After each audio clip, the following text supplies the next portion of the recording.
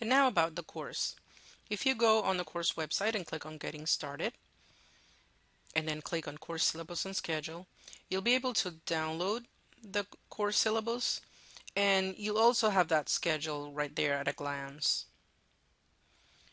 Once you open the course syllabus, one tip that I wanted to give you is that I've formatted the document so you can have within document navigation to quickly access the different parts of the syllabus. So if you're working with Word 2010 or 2013, you can click on View, and then you can click on Navigation pane. This will enable this panel here on the left, which provides easy access to all the main sections of the syllabus. Word 2007 and before that had a feature called Document Map, and that's the one you want to look for in those versions of Word for the same functionality. If you're using any other type of program, look for that kind of navigation within document navigation that can help you quickly access the main syllabus sections. So if you click on course description, you'll be able to access the course description of this course along with the course goals.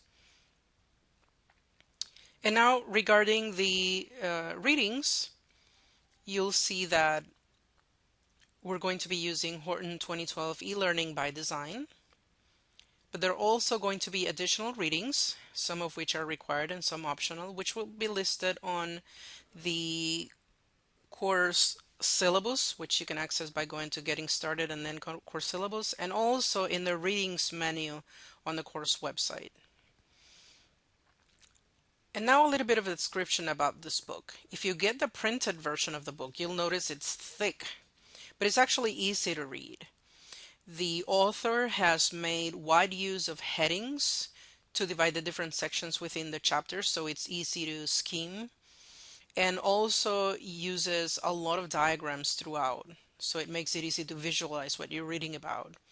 The other thing is that he shows plenty of examples and indicates what technology was used to develop them. So that can help assist you in terms of making decisions regarding the kinds of technologies you want to use to develop your own project.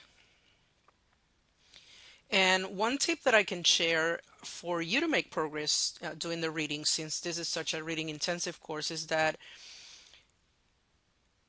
maybe you want to consider the use of screen readers. And there's two options for current platforms of mobile devices. For the iOS, you have VoiceOver, and this is a feature that can be activated on any phone. All the phones bring it. And then for the Android, you have TalkBack. Now, I have been more successful using VoiceOver than TalkBack. I feel like TalkBack doesn't have as many features as VoiceOver. I think VoiceOver is a little bit more versatile in terms of the kinds of documents that it can read and that kind of thing. I'm not 100% sure that it is that I probably don't know TalkBack as well as I know VoiceOver, but when I've tried to use it, I've become much more frustrated. But anyway, if that is the technology you have at hand, you can explore it regardless.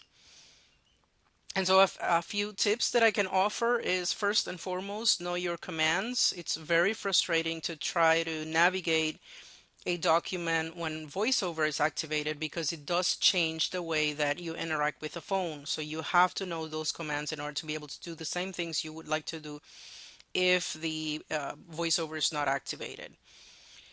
Also familiarize with the chapter in advance so you see the structures and visuals. The screen reader is not going to be very good at interpreting visuals all the time.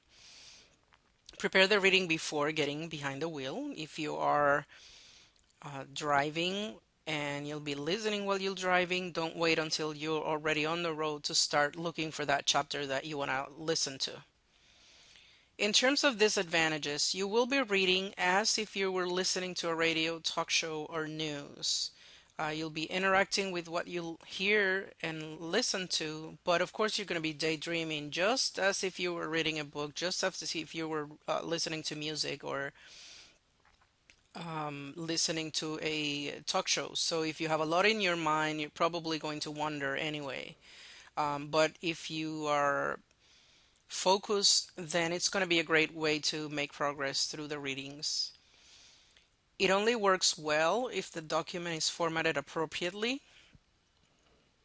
So if the document for some reason doesn't have the right language set up, or it's not set up as text, you won't be able to use it.